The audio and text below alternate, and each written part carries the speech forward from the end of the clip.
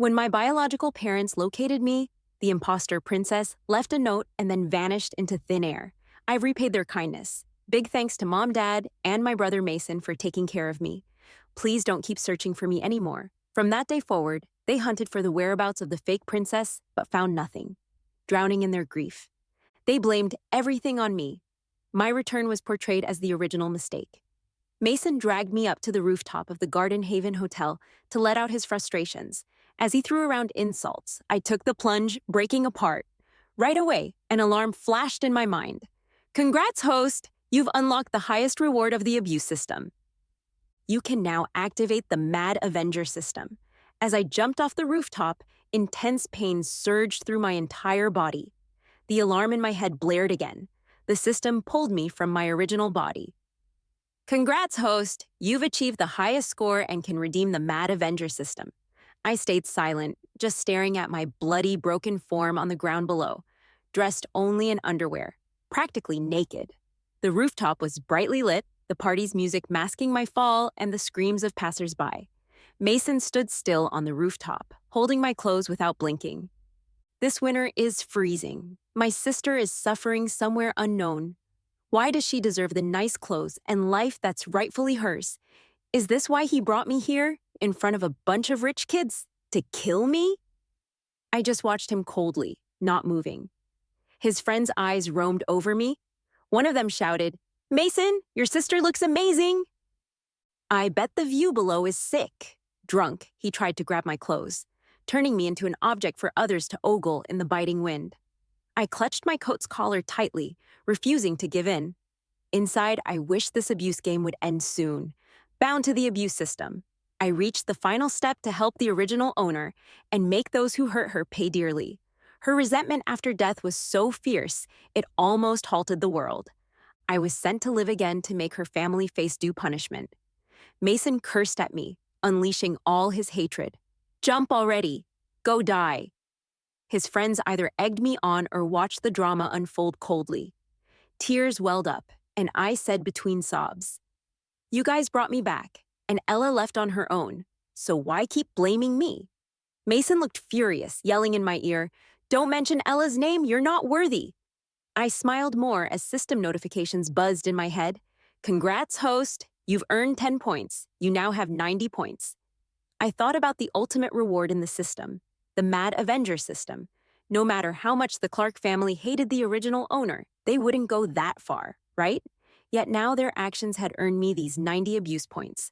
Desperate, I told Mason, 10 years, Mason.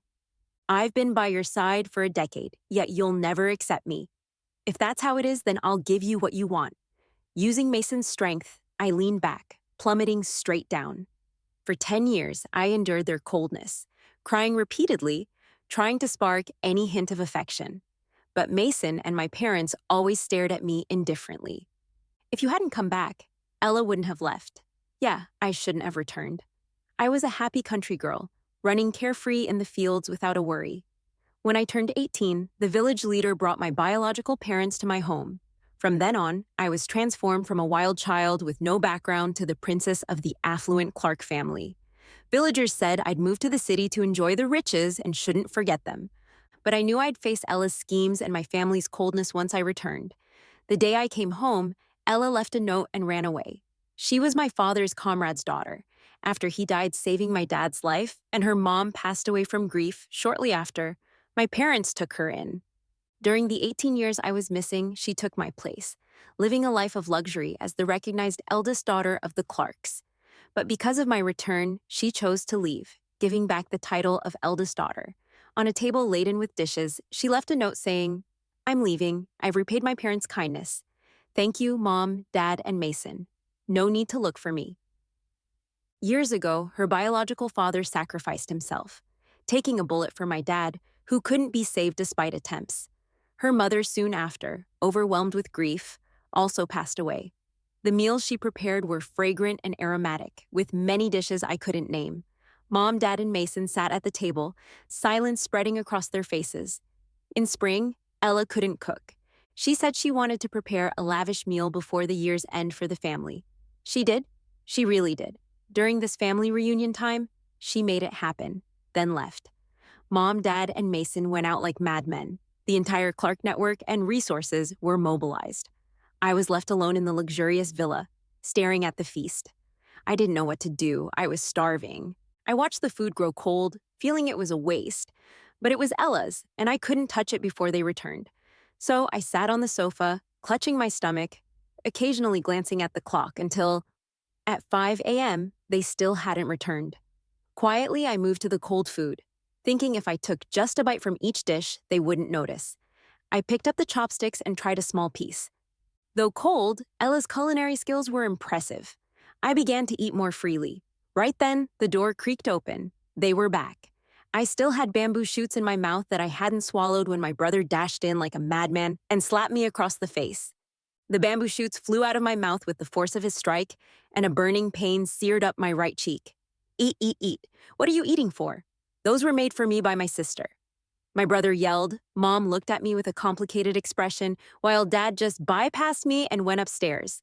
I felt really wronged, and being hungry and tired made it even harder. Tears suddenly streamed down my face. Honestly, the slap didn't really hurt. I'd fallen harder while playing in the fields, but for some reason, at that moment, I couldn't stop the tears from flowing. My brother turned to Mom, his voice icy. I never agreed to bring her back in the first place. Isn't having Ella enough? Mom's gaze shifted from complex to guilty, and finally, there was a cold indifference in her eyes as she looked at me. I was terrified they hated me, so I stepped forward to say something, but I accidentally stepped on the bamboo shoots on the floor, slipped, and fell. Instinctively grabbing the tablecloth for support, I ended up dragging all the food onto myself. My brother's eyes widened as he watched me make a fool of myself. That was the last thing my sister left for me, and you ruined it all. My brother was hysterical, but I was too filthy for him to punish me. The 7% resemblance we shared in our eyes was overshadowed by his disgust. Mom finally had enough and stepped in to stop him, looking at me with a hint of disdain. Mason, no matter how much you dislike her, she is still your older sister. My brother laughed, dimples showing, but his voice was chilling. Fine, let's see if she can really be my sister. He left, and Mom's expression was mixed as she tentatively asked, "Are you okay? Did you get hurt? Can you get up?" That small semblance of maternal love made her the only person in the house still concerned about me. I wiped the food soup off my eyes, and noticing the suppressed contempt in her eyes, threw myself into her arms. In her scream, her white Chanel jacket turned multicolored, and I was shoved aside again. My knee banged painfully hard on the floor, but the system beeped in my head. Congrats, host, for earning 30 points. Keep up the good work. Covered in a mess of food and grease, I laughed in the empty living room. Thanks to the system, the slap didn't hurt, but I really got a taste of how messed up this family was. No wonder the original owner had such deep resentment. Carefully, I went upstairs, trying not to make any noise. One door was open, and I nervously walked toward it. It was a lavish room, all decked out in pink. The walls, the bed, it all screamed princess. I instantly recognized it as Ella's room. I glanced down at my food-stained self, smirked, and leapt onto the big bed. It was so soft and comfy that I accidentally fell asleep until my brother's hysterical yelling woke me up. He pulled me up by my arm and shoved me to the floor. The once tidy, fragrant bed was now a mess of stains, and the whole room reeked of food. My brother clenched his teeth and said, "You did this on purpose, didn't you? You know this is my sister's room." I scrambled on the floor, waving my hands to explain. I didn't know. I was just too tired. I saw the bed and just fell asleep. Hearing my words, my brother laughed in anger. Tired? So you think you can just sleep in any room you want? Don't you have your own room? Right as he said it, tears filled my eyes again, and I looked away from him. He realized I didn't know where my room was, which seemed to amuse him. He walked out, locked the ornate room that was originally meant for me, then dragged me to a storage room inside filled with random, useless things and just a single hard cot to sleep on. The minute he opened the door, a chill swept over me. In my heart, I thought, this is bad. In the dead of winter, I'd freeze for sure. From now on, this is your room. Remember, don't ever think you can have things that aren't yours. He turned and left muttering, Go clean up that disgusting mess you've made, Lily. Fix up the room that used to be the young ladies. Don't just let any stray cat or dog in there. I stood in the doorway. Despite all the noise my brother was making, neither mom nor dad even came out for a glance.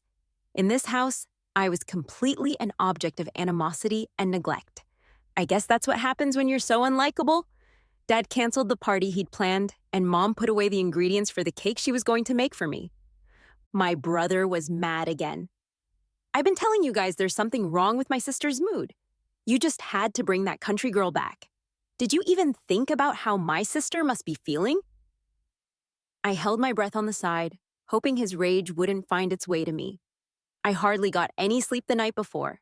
The room was as cold as a freezer. I wrapped myself in the thin blanket, trying to warm my hands and feet, my hands getting cold again after rubbing my feet. Through the freezing night, I gained another 5 points. Ella still hadn't been found, and my brother was restless. My parents weren't focused on anything either. I tiptoed around them at home, scared they'd take their anger out on me. Even though the abuse points were no longer stacking up, I needed to catch a break. I couldn't let them finish me off too soon. After all, I knew where Ella was, the girl they were all desperate to find. But now wasn't the right time for them to know. Every morning I got up early, working alongside the housekeepers, doing what the original owner would do, understanding her feelings better. The more I endured, the greater the abuse points increased. She thought being diligent would win her family's affection, but they never would. Just seeing her reminded them of Ella's disappearance, making them wallow in guilt and self-blame. Emotions would build up, but they wouldn't go away. Sooner or later, they'd explode. I remembered the table full of dishes that Ella used to make. When she left, it was like a bomb going off in the family's hearts. They remembered every dish she made. They tried to get the cook to recreate them, but it just wasn't the same. I tasted each dish that day, and with the help of my system, I managed to replicate the flavors successfully. Even though I got a lot of burns on my hands, I knew this meal would explode their buried emotions, like a hidden landmine. When my parents came home from work and my brother from school, they saw me standing by the dining table. I was anxious yet hopeful as I said, "Mom, Dad, bro, I made dinner." I don't know, their calm expressions turned into a storm. The room turned ice cold. Before my brother could speak, my dad marched over and slapped me across the face. "Lily, what are you cooking?" He slapped me with full force, knocking me to the ground as the taste of blood filled my mouth. "Congrats, host, you earned 5 points. Current points, 40. Underneath my hair, I smiled. "Good hit. Keep it coming. I'm waiting for your downfall." I never expected my father, who usually ignored me, to be the first to lose it. My cheeks started swelling, tears streaming down my face. I had the system remove the pain barrier. It hurt terribly. Then, my brother flipped the table, and my face got cut from the shattered dishes. Blood mixed with tears rolled down to my lips. It tasted so bitter. In her white fur coat, Mom stood silently on the other side of the room, glaring at me as if I was an intruder. With a sneer, she said coldly in the ruined dining room, "Lily, clean this up. Don't let me see this filth again." "Congrats, host. You earned 10 points. Current points, 50. After that, they all just ignored me. Living in the Clark household felt like being invisible. They didn't abuse me anymore. I needed to catch a breath. Doing anything more would drive me mad. Outsiders began gossiping, asking why the real princess of the Clark family hadn't made an appearance. To save face, my parents tried harder with me. They bought me nice clothes and jewelry and moved me out of the storage room, unlocking a proper room. But there was still no affection. I was just a puppet there to be shown off. I had to be obedient and quiet, enhancing their image, and that was it. I was finally sleeping in the princess bed I should have had at 18 and got my first peaceful sleep in the Clark house. But then I was woken up by my system. Due to excessive comfort, you lost 5 points. Current points, 45. No doubt, it's a punishment system. It did its job all right. But I realized it was time to act. 5 years had passed since Ella ran away. The Clarks tried everything but never found her. I knew where she was. She hid in a temple out in the suburbs, becoming a nun. But she wasn't just any nun. In those 5 years, she earned the protection of the higher-ups at Zigwang Temple, becoming the head of Han Mountain Temple. She left home, once a pampered princess, found outside in the temple courtyard on a snowy night. The monks took her in, and she devoted herself to Buddhism, avoiding the mundane world. She lived peacefully in her little world, unaware that her words put me through 5 years of hell, and my suffering continued. I sat quietly, thinking, then took out a notebook and began journaling. Host, are you starting a diary to process your feelings? I chuckled as I kept writing. Who writes diaries to feel better? Then why? Not your place to ask. I fantasized about family love, the love I never got, and wrote it all down. Dad always lets me and my brother massage his shoulders, even though I can do it alone. He jokes he doesn't want me to get tired. If he's worried about me getting tired, then don't ask me. Mom and I bake cherry pies. She can't do the crust right, so I braided it into a lattice. She says I'm her clever little girl. My brother doesn't let other guys near me. If they try, he scares them off, saying, she's my sister. I wrote without emotion, content with my work. Day after day, I kept writing these made-up scenes, waiting for them to realize I once loved them. Time flew, and 10 years passed. It was Ella's 28th birthday. I leaked the info, letting the family know Ella was in a temple outside the city. My parents rushed to her, but my brother couldn't get away from a business meeting. He was restless, waiting for updates. The endless waiting and uncertainty agitated him, and he drank a lot at the party. Finally, he called me, and I'd been waiting for his call. Over these 10 years, my points fluctuated. I was up to 80 points now. I knew he wanted to lash out, and I saw it as an opportunity to gain more points. Lily, if Sis became a nun because of you, I'll make your life hell. He hadn't spoken harshly to me in years, probably because he was tired. He told me to meet him at the top of the city's tallest Garden Haven hotel. He said he needed to keep an eye on me until he knew Ella was okay.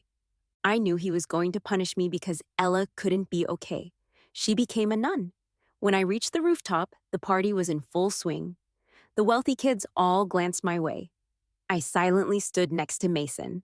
Empty bottles piled at his feet. In the harsh winter wind, I didn't understand why they were partying like crazy here. But Mason smashed an empty bottle at my feet. Take off your coat. I pressed my lips together, staying silent, hoping to reason with him. Mason, Ella will be fine. Even if she turns to religion, it's her own choice. Before I could finish, another beer bottle shattered at my feet. I said take it off. He was drunk, but his clear eyes still found mine. He knew exactly what he was doing. The rich kids around us watched with amusement. I took off my coat, revealing the pink and white sweater underneath. The cold wind hit me, making me shiver. My teeth began to chatter, but it wasn't enough. Mason threw a half-empty beer bottle at me, spilling cold liquid all over my face. As the wind blew, I started losing feeling in my body. At this moment, Mason smiled. Yeah, you should feel this cold. You're warm and fed here while my sister's out there freezing. He was always worried about Ella having a hard time, getting tricked into some awful situation in the mountains or a shady nightclub. As long as I was doing well, it ate at him because Ella wasn't doing well. He spoke again. Keep going. Take the pants off too. I lowered my head, and after 10 years of swallowing my pride, I finally questioned Mason. Mason, would you only be happy if I were dead? Mason stared at me with bloodshot eyes, stunned I would even question him. But after a moment's hesitation, he said, Yeah, why don't you just die? His rich friends egged him on like a spectacle, caught in a whirlwind of music, booze, and violence. You were the ones who wanted me here in the first place. Now you're blaming me for coming back.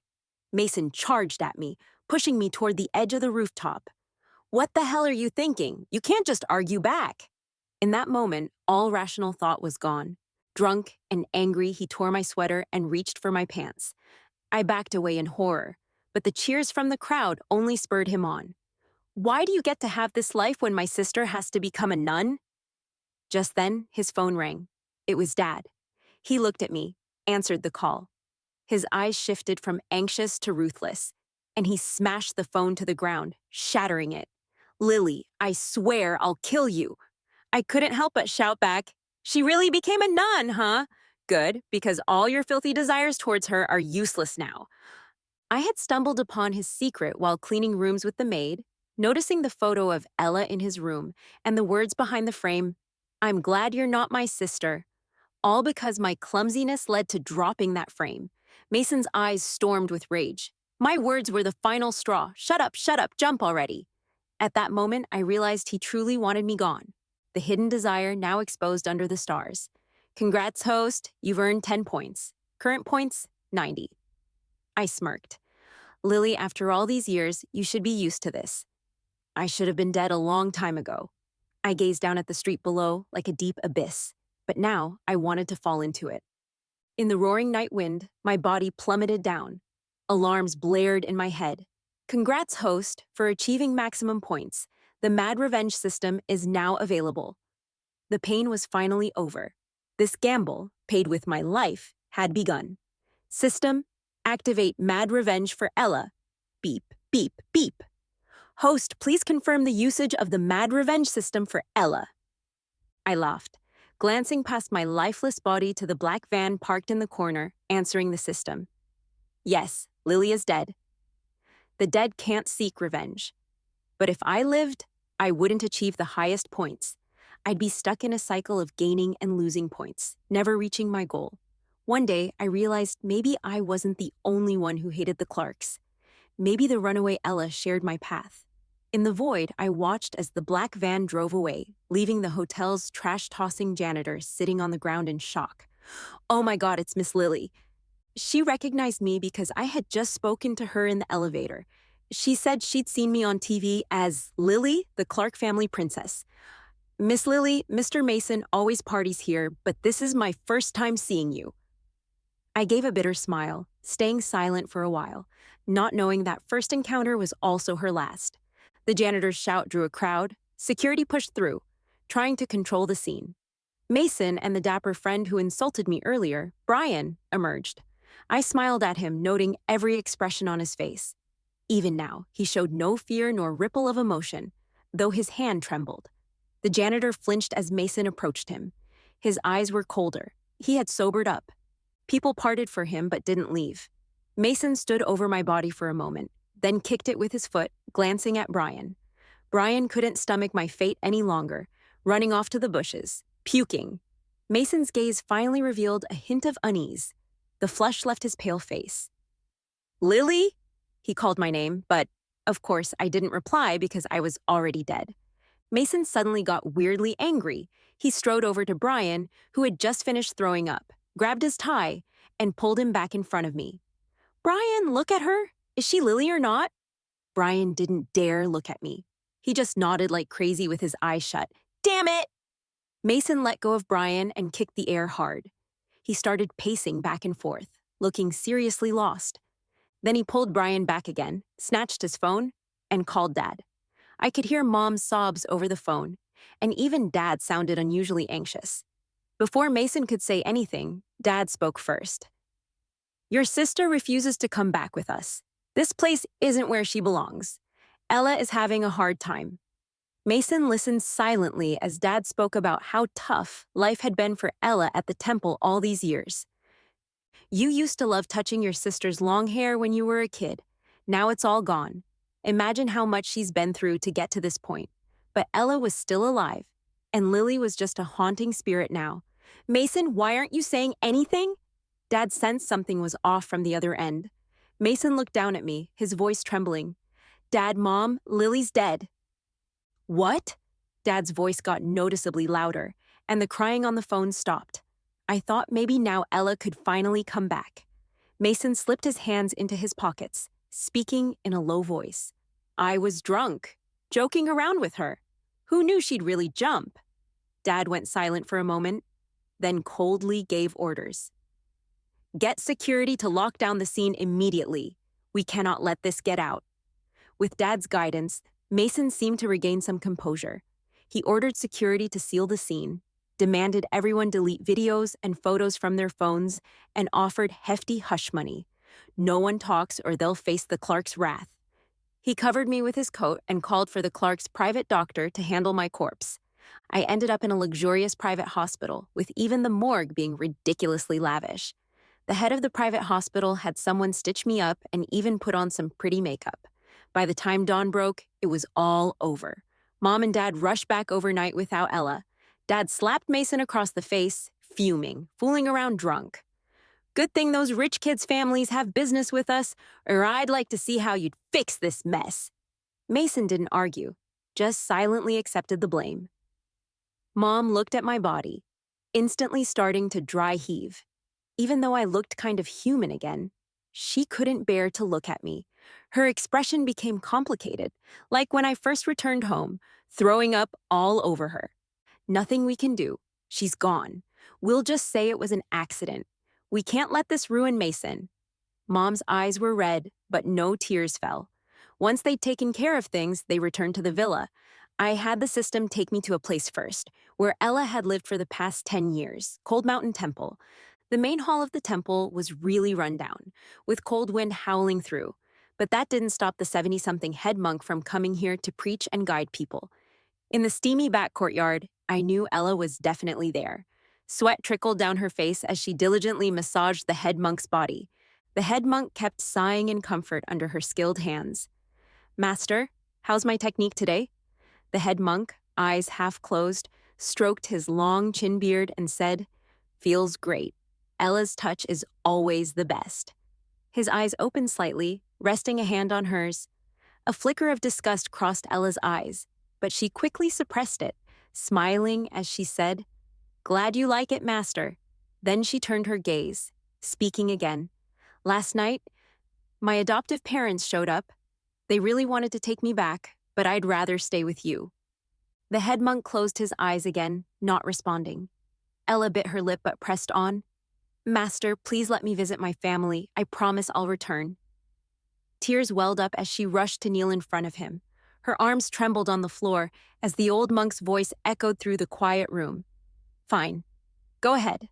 But remember this. You took vows, don't lie, or not even I can save you." Ella, feeling blessed, knelt and bowed 3 times, then helped him comfortably return to Bright Light Temple. Gone was the smile she wore for the head monk as she spoke to the gatekeeper monk. "Tell Frank to come straight to my room when he arrives."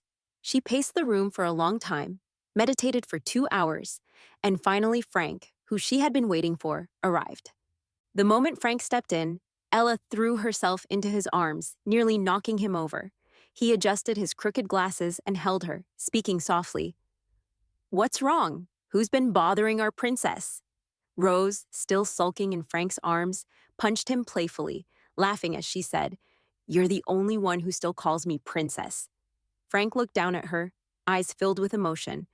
"Whatever happens, you'll always be my princess." Frank's words made Ella smile again, and they sat at the tea table to talk business. "You going back to the Clark family?" Ella paused for a moment, then said with a sense of satisfaction, "Of course I'm going back. That country girl finally got tormented to death. It's the perfect time to return." Frank took a sip of tea, his eyes flickering. "Did your master agree? What about the temple when you leave?" Ella's eyes showed fierce determination. She smirked and replied, "I want it all, of course. I've been painstakingly managing things at the temple for so many years now. What's a few more days? Once I've dealt with the Clarks, I'll be back." She turned her gaze to Frank. "My master is eventually going to die, and then we'll live the good life together." Frank clinked his cup with Ella's, his expression difficult to read. "I'll be waiting for the good news from our young lady." After a while, Frank left Ella's meditation room. I snorted quietly. The cold mountain wind blew, and he tightened the gray knit scarf around his neck, glancing into the void, meeting my eyes by chance. Ella had fallen for Frank, a young man from the rival family, which the Clarks strictly forbade. And when she was heartbroken, her mother found someone else to fulfill the family's expectations, something that Ella, who had been the only apple of their eye, couldn't stand. So naturally, she sided against the Clarks. I couldn't help but smirk as he adjusted his coat and walked away without looking back. When I returned to the familiar villa, it was still just as cold as the mountain temple. At mealtime, the maid came from the kitchen to call my parents and brother to dinner. "The young lady should be upstairs. Let me call her," the maid politely said and walked toward the stairs. The atmosphere grew even heavier. "Lily, there's no need," said my brother, his voice cold in the empty living room. "She's not upstairs. She won't be coming back. No need to make her meals anymore." Lily paused for a while, then smiled again. Well, dinner's ready then. I made her favorite sushi rolls. Too bad she'll miss it. The tension at the table was palpable. Mom took a few bites and suddenly ran to the bathroom to throw up, probably reminded of me. Dad lost his appetite too and smoked on the couch. Silence spread throughout the Clark household. No one knew why they were silent or why they weren't happy. They'd found the one they'd always wanted but couldn't let go of a mere grain of sand. It was so unlike the Clarks. Mason couldn't eat either. He subconsciously glanced at the storeroom where I used to live, getting a little lost in thought. Get rid of Lily's things, he said. I was already dead, and there's no reason to keep my stuff around to upset them. Mason and Joe started to clear out my things. I didn't care about most of it, but I was concerned about my diary. That thick diary was filled with Lily's hopes and dreams. Every night, the system would pull Lily, who was trapped in the mental space, to meet me. I asked her what kind of love she had hoped for. She wasn't human anymore, nor a ghost. When she tried to destroy the world, the system had reduced her to a black mist stuck in the mental space forever. When she heard my question, it seemed to trigger some old memories, but she couldn't recall them clearly. Just when I was about to give up and make something up myself, she suddenly became the 18-year-old Lily again. I wanted to help Dad massage his shoulders, make desserts with Mom, and wanted my brother to like me, not hate me. I wrote everything she said down in the diary. I hoped that someday it might see the light of day and make an impact. Mason was curious and opened the diary. Just as he turned the first page, the sound of a car engine came from downstairs, followed by Mom's excited calls. Ella! The system inside Ella was the highest reward from the abuse system, controlled by the abuse system, and in short, controlled by me. I issued commands step by step to Ella, ensuring everything ran smoothly according to my plan. Even though I was in the void, I could clearly see the Clarks in their warm and happy family scene.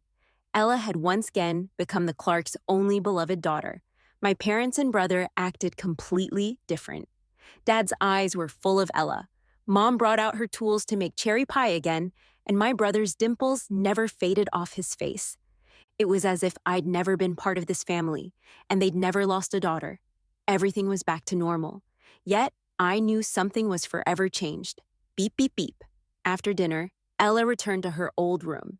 She paused at the threshold, turned, and entered the adjacent room. My room. She locked the door and called Frank. How much stock do you need to control the Clarks? I can't stand being here one moment longer. It disgusts me to think someone else was ever their daughter, she said. On the other end, Frank softly laughed. 10%. Just get 10% of the Clark's shares, and you can change the Clark name to Frank. As she talked on the phone, Ella walked around my room with disgust in her eyes. Suddenly, her eyes lit up when she spotted my diary. Okay, I've got it, she said. Beep, beep, beep. Congrats, host, for unlocking Lily's diary. You've earned 10 points. Oh, is a diary that useful? Let me see what's inside. Ella flipped through it, her smirk growing larger. What an idiot. Couldn't even get a bit of warmth in her life. No wonder she died from all the torment. The next morning, Ella woke up early, intentionally leaving off her wig. Dad, Mom, and my brother's eyes focused on her bald head, layers of sympathy in their expressions. I couldn't help but chuckle bitterly. Even in death, I'd never seen them show this kind of emotion. Ella lost her hair, and they were heartbroken. Ella pretended to be strong, holding back tears as she offered. Dad, let me massage your shoulders. I used to do it for the old monk at the temple. I had just the right touch as I massaged him, which made Dad smile with satisfaction. It wasn't long before he asked her to stop and take a break. Then she went to the kitchen to help Mom make a cherry pie. Mom was thrilled because Ella loved cherry pie, and now both her favorite daughter and her favorite dessert were back. Her brother barged in with Ella's phone, demanding, Sis, how did Brian get your number? You need to stay away from him. In just one morning, she got everything I'd wanted my whole life. Beep, beep, beep. Congrats, host. You've raised family affection and earned 30 points. You now have 40 points. The Clarks threw a belated birthday party for her. Surrounded by family, she blew out the candles and made a wish. Amidst the joy, she didn't forget me. If only my sister were here. I never got to meet her because she died so young. Mom, Dad, and her brother froze. Their faces fell, probably remembering how pitiful I looked when I died. Mom recovered quickly, then smiled at Ella. She had a short life, poor thing. Then she turned to Ella. Tell us your wish, and your dad and I will make it happen. Ella fluttered her big eyes. Really? Her brother grinned. Last time I had a birthday, Dad gave me 5% of the company shares. Ella smiled sweetly at Mason and looked at Dad. Dad, you can't play favorites. He got 5%, so I want 10%? Sis, how could you? I finally have something you don't. Mason pouted, no longer the hysterical person he was around me. Their parents were amused, especially Dad, who laughed heartily. Sure, whatever Ella wants, she gets. After all, Ella is Daddy's little girl. Ella quickly went over to Dad, kissed his cheek, and said, Thanks, Dad. The whole family seemed delighted, but only I saw the cruelty in Ella's eyes. In less than 5 days, she got her hands on the key leverage to topple the Clarks. Choosing her was definitely the right call. I floated into a villa. Frank was there in casual clothes, leaning against a desk, talking on his phone. That's great. When the paperwork is done, you can head to the monastery. There's a big surprise waiting for you. Frank hung up and made eye contact with me. He spoke seriously. Lily, you really went all out on yourself. You died real bad. I floated to his side, sighing. Had to go out tragically, or this damn suffering system wouldn't give me points. I looked at him and continued. How's it going? The task they gave you this time wasn't too hard, was it? He waved his hand with a resigned smile. Easy. Try dating that lunatic for 10 years. Guess you had it rough too, huh? Frank and I were sent to save this world. We planned the revenge from the start. I took the abuse Jane suffered while he dated Ella for 10 years. All in all, we were in the same boat. He gazed out the window, looking serious. It's almost over. The Clarks' villa was very quiet those days. I wandered around until Ella showed up in my vision. She quickly went to her room to pack and remembered to take my diary with her. A black limo was waiting at the door. She had to hurry back to the temple, but her parents and brother blocked her at the villa entrance. Mom held Ella's hand. Ella, why did you sell your shares to Frank's family? With your 10%, our Clark business's name will change to Frank? Her brother looked puzzled. Sis, were you scammed? Dad also looked at her, more worried than accusing. Ella looked at them all and couldn't hold back anymore. She grinned and said, Frank's my boyfriend. What would I keep the shares for if not to give them to him? Mom was shocked. You're supposed to be a nun. How do you even have a boyfriend? How do you get with Frank? How can a nun have a boyfriend? Frank and I are great. He promised to marry me once I leave the order. Frank's place will be my home, so I gave him the shares. Dad was even angrier now. He was already trying to hold it in. Ella, you went behind our backs to deal with Frank's family. Do you know what we've sacrificed for you? Ella stopped smiling, and her eyes were full of disdain. Oh, I know. You pushed your real daughter to her death for me. As soon as she said it, everyone's face changed. Dad was so upset he coughed up blood. Her brother, worried sick, said, Sis, you're joking, right? How could you change like this? Ella looked at him like he was an idiot. I'm not kidding. You really tormented Lily to death? I was there when she died in that hotel. You kicked her. Can you even believe it? Mom, Dad, and her brother stood there stunned, like they were meeting Ella for the first time. Ella was thrilled as she shared her deeds. Honestly, I'm surprised you actually abused her for me, but I don't want to call you Mom and Dad anymore. I'm not your real daughter. She couldn't stop herself from laughing again. By the way, you probably don't know, Lily wrote a diary. It's all about how much she loved you. Seriously, how could she love you? Must have been delusional. Ella tossed the thick diary aside, lit a cigarette, and took a puff. Read it. Read about your foolish daughter's desperate love. 8 Mom's eyes were drawn to that diary. Dad and my brother shook their heads, but their eyes landed on it too. Ella took advantage of the Clark family being distracted and ran off without looking back. Mom flipped through page after page, and the tears she couldn't shed when I died finally poured out. Lily, I'm sorry. She choked out those words, and Dad, standing by her side, picked up the diary and soon was crying too. My brother didn't move or cry. Instead, he dashed into the storage room and locked himself in. Want to feel the pain I went through? I laughed softly. Too little, too late. Meanwhile, Ella returned to the temple, expecting to see Frank, but was instead met by a swarm of media. Ella, a donor from Han Mountain Temple, reported that you embezzled the temple's repair fund. What do you have to say about this? Ella, people saw you leaving a nightclub in the early morning. Is that true?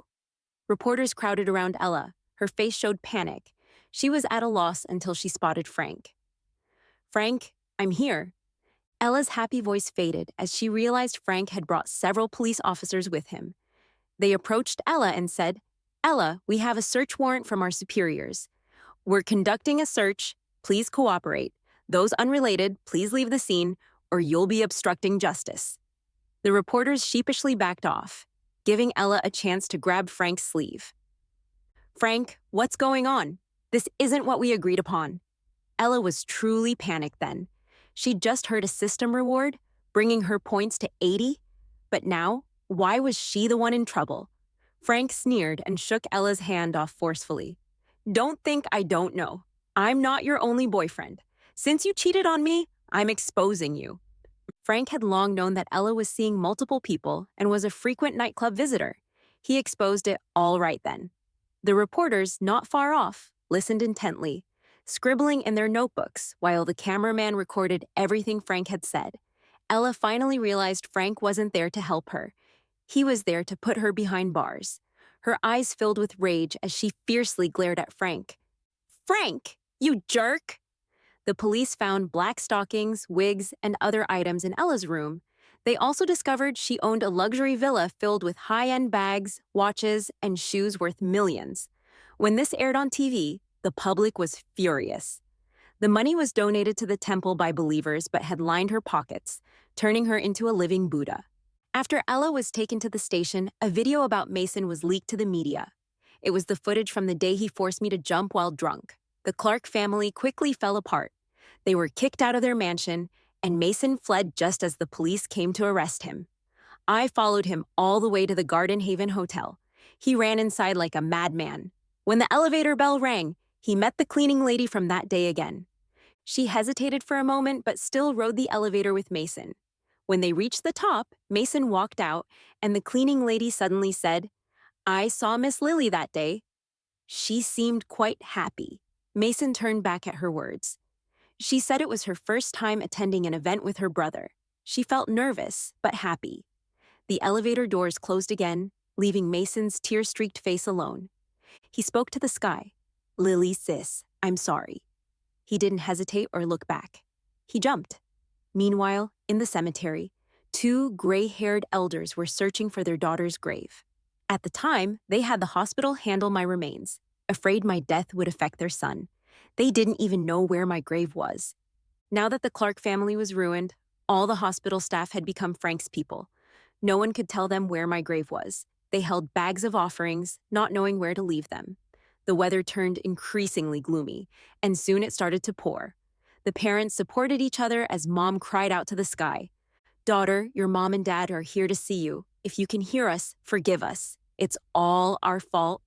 After speaking, a lightning bolt struck her.